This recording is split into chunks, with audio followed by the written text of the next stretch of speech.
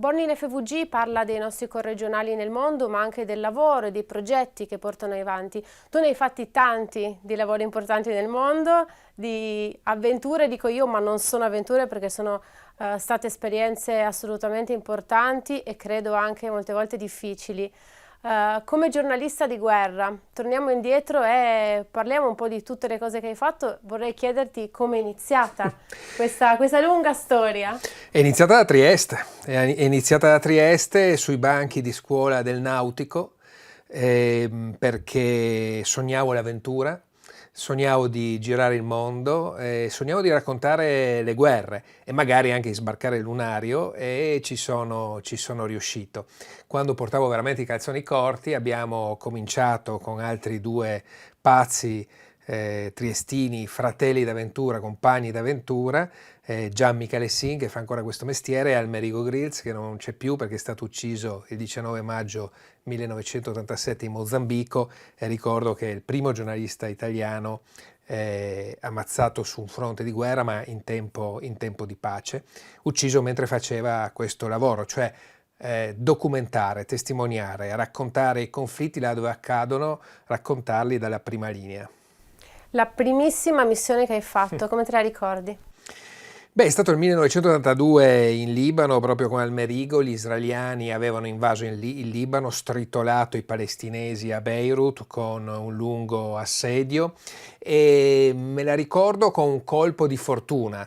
In ogni reportage ci vuole il fattore C, per C intendo il fondo schiena, insomma, e là è la prima volta che me ne sono reso conto, perché quando Yasser Arafat, il leader dell'Organizzazione della Liberazione della Palestina, ha dovuto ritirarsi da Beirut, costretto dall'assedio israeliano, assieme ai suoi uomini, per lasciare il Libano e andare in Tunisia con quelle famose navi bianche passeggeri che trasportava questo esercito di palestinesi. Tutti volevano fotografare Arafat. C'era una colonna di macchine piena di uomini armati e 300 giornalisti, fra cui i più famosi al mondo. E io, la prima esperienza, giovane freelance, vedo questa massa di giornalisti che si azzuffano sulle prime macchine pensando che ci fosse Arafat, insomma, per fare un'immagine, uno scatto. Resto un attimo scioccato, non so cosa fare, e distinto vedo una Mercedes nera e apro la portiera di scatto di questa Mercedes nera, e un inglese maccheronico imparato sui banchi di scuola, dico: sono un giornalista italiano democratico, mi trovo davanti una canna di Kalashnikov puntata in faccia e un omone grosso coi baffoni che in perfetto accento bolognese mi dice: italiano, io ho studiato a Bologna, all'università, salta su, mi sono simpatici gli italiani. Mi nasconde ai suoi piedi dentro la macchina fra granate, munizioni, armi varie, e con la coda dell'occhio vedo che passiamo la zuffa dei giornalisti, passiamo tutti i posti di blocco e arriviamo al porto. È proprio questo omone coi baffi, che poi ho scoperto essere il capo di Forza 17, i pretoriani e guardia del corpo di Arafat, che apre quella portiera e mi fa scendere, mi fa: volevi fotografare e incontrare Arafat? Eccolo, Arafat era a 1 metro da me, un po' intontito dai bombardamenti, insomma, dopo 70 giorni che viene in un bunker, e si è messo praticamente in posa, poi è salito la scaletta e io ho fatto lo scoop del momento, nonostante fosse la mia prima esperienza, grazie al fattore C, alla fortuna che ci vuole. Ecco, un bel colpo di fortuna, però ripercorrendo le varie trasferte, diciamo che non è andata sempre così. Quali sono stati i momenti in cui hai avuto più paura? Beh, ce ne sono stati tanti. Quando in Kosovo siamo entrati per la prima volta con i guerriglieri dell'UCK, un anno prima dei bombardamenti della NATO, siamo finiti in un'imboscata dei serbi, e ricordo i proiettili traccianti, queste piccole esplosioni rosse davanti ai piedi mentre cercavamo di fuggire dall'imboscata. In Afghanistan, durante la battaglia per Kabul, una battaglia durissima contro i talebani, bombardamenti di mortaio e un muretto di fango che mi ha salvato la vita, perché una granata di mortaio era esplosa subito oltre il muretto, mi ha gettato a terra, ma ero salvo. I cecchini nelle battaglie per la liberazione dei capitali dello Stato islamico, Sirte in Libia, Mosul la capitale del califfato in Iraq, Raqqa in Siria, e non solo i cicchini con questi colpi che ti filavano, che ti si conficcavano nei fuoristrada e che usavamo, o che ti fischiavano vicino alle orecchie, le macchine minate che usavano come arieti. Sono riuscito addirittura incredibilmente a filmarla perché non ce l'aspettavamo, filmavo i miliziani libici che avanzavano contro le postazioni dello Stato Islamico. È arrivata questa macchina minata, è saltata per aria alle loro spalle, ho filmato questa esplosione e poi ho sentito qualcosa che mi cadeva sulla testa. Erano il ginocchio, i resti, le membra del miliziano dello Stato Islamico suicida che si era scagliato appunto contro le linee nemiche. Insomma, ecco, questi sono i momenti peggiori e sicuramente un momento che non dimenticherò mai, anzi un lungo momento, perché è durato 7 mesi, sono stati 7 mesi di prigionia in Afghanistan nel 1987, catturato dai filosovietici, poi dai paracadutisti russi, portato a Kabul, sbattuto in galera perché andavo a raccontare quella guerra dimenticata assieme ai mujahideen di un indimenticabile comandante, Ahmad Shah Massoud, che è stato una delle prime vittime dell'11 settembre. Siamo diventati amici, ma 2 finti giornalisti, in realtà terroristi di Al-Qaeda, l'hanno fatto saltare per aria chiedendo un'intervista il 9 settembre, proprio perché sapevano che era l'ultimo baluardo contro i talebani in Afghanistan. Ma nell'87 ho fatto 7 mesi di galera a Kabul e mi reputo il più fortunato di tutti, perché il 90% dei miei compagni di disavventura, i mujahideen che erano stati catturati, venivano o passati per le armi o brutalmente torturati. Senti, qualcuno sentendo le tue parole può dire, ma chi te lo fa fare? Quando, forse l'hai detto già tu prima, fin da ragazzo avevi la passione e la voglia di raccontare, è questo che ti muove ogni volta che ti prepari ad andare? La passione, sicuramente la passione, questo mestiere, questa passione mi è entrata nel sangue, ormai è diventato il mio modo di vivere da 35 anni, e poi penso che ogni giornalista di guerra arriva a quella che io chiamo la cosiddetta linea rossa. Quella linea rossa è la linea che ti fa chiedere appunto che ci faccio qua. E a me è capitato a metà anni 80 in Uganda, davanti a collinette di cadaveri di alcuni pazzi che facevano parte di un gruppo guerrigliero che si chiamava Lord Resistance Army, l'Armata del Signore, guidato da una pazza che si chiamava Alice Laquena e che era una sacerdotessa animista, e che la notte prima nella foresta a rullo di tamburi aveva messo sul fuoco una pozione, creando una pozione con delle bacche, e da questa pozione aveva creato un olio e spalmava il corpo dei suoi uomini con quest'olio, convincendoli anche con un po' di droga che sarebbero stati immortali.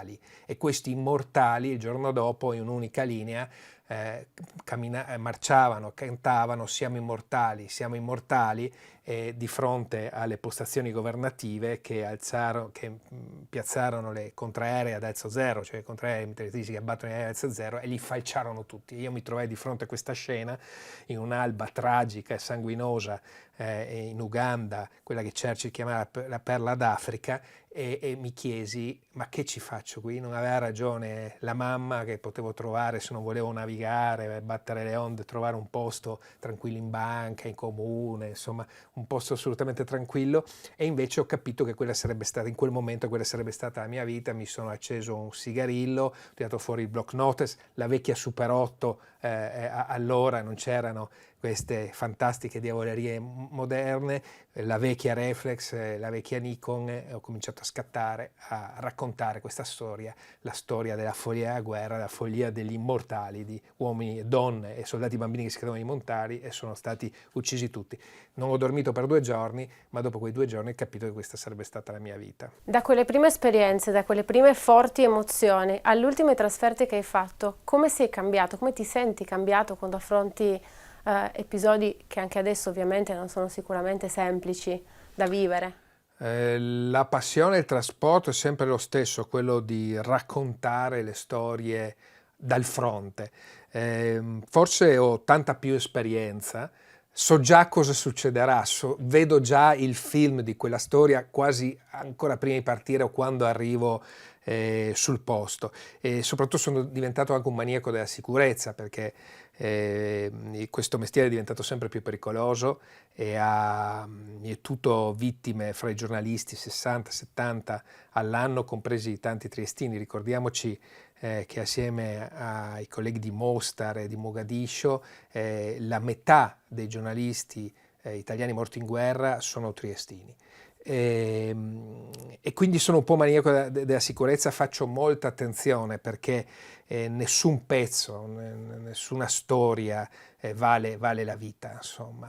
E il rischio è sempre più alto. Questo mestiere è molto cambiato nel corso del tempo e il rischio non è solo quello di rimanere finito, ammazzato, ma anche di diventare un ostaggio e di coinvolgere il tuo paese in queste vicende. E quindi la cosa più importante è tornare a casa. E ogni volta che torno a casa, ecco, questo ho anche imparato, voglio prendere il treno che costeggia il Golfo di Trieste nell'ultimo tratto, che sia giorno che sia notte si vede questo bellissimo golfo, no? E allora, guardando questo panorama, che potrebbe essere un panorama di qualsiasi parte d'Italia, rivedo come in un film i momenti più drammatici del reportage, i combattimenti, i morti, i feriti, i civili, che sono le prime vittime delle guerre che fuggono dalle bombe, e ogni volta mi ricordo, e ricordo a tutti, quanto fortunati siamo a vivere in pace da oltre 70 anni. Sei pronto a ripartire? Adesso ovviamente il lockdown ha fermato anche te, ma non ti sei fermato comunque. Ma dopo tutto quello che hai vissuto, che hai passato, che hai visto e che hai documentato, sei ancora pronto a vivere emozioni così forti e a raccontarle ancora? Sì, sono assolutamente pronto a ripartire appena sarà possibile viaggiare. Mai avrei pensato, come mai avrei pensato negli anni 90, di prendere la mia Polo targata TS e arrivare in 3 ore all'assedio di Sarajevo, cioè trovarmi la guerra alle porte di casa, perché le guerre le raggiungevamo con lunghi viaggi, prima in aereo, poi in treno, poi coi fuoristrada, poi a piedi, no? Come in Afghanistan o a cavallo, 400 km a cavallo in Afghanistan per raggiungere il comandante Massoud. E mai avrei pensato negli anni 90 di trovarmi le guerre alle porte di casa e vivere 10 anni nei Balcani raccontando tutti i conflitti che hanno sanguinosamente disgregato la ex Jugoslavia. E mai avrei pensato in questi ultimi mesi di vivere un'altra guerra, fra virgolette, quella contro un nemico invisibile, e di realizzare dei reportage di guerra a casa mia, nei miei ospedali, con il 118, nelle case per anziani flagellate del virus, viverlo come se fosse un reportage di guerra. L'ultima domanda magari è banale: come farai quando ti fermerai? C'è così grande passione che traspare da quello che dici. Mi viene in mente che non riuscirai mai a fermarti, forse?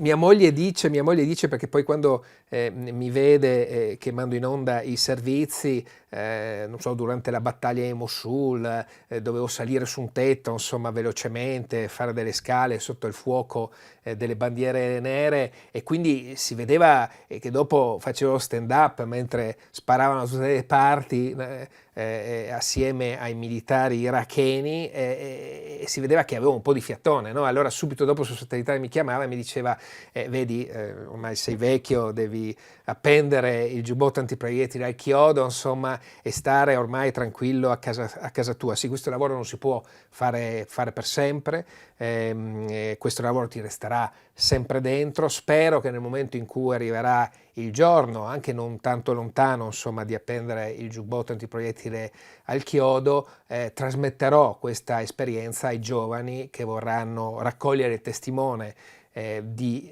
grandi reporter di guerra, ben più grandi del sottoscritto, come furono Indro Montanelli, che è stato un mio maestro, Egisto Corradi, Ettore Mo, con cui sono stato insieme in Afghanistan e in altri fronti di guerra, appunto lasciare il testimone e dare la mia esperienza ai giovani che vogliono continuare a fare questo affascinante, anche se pericoloso mestiere.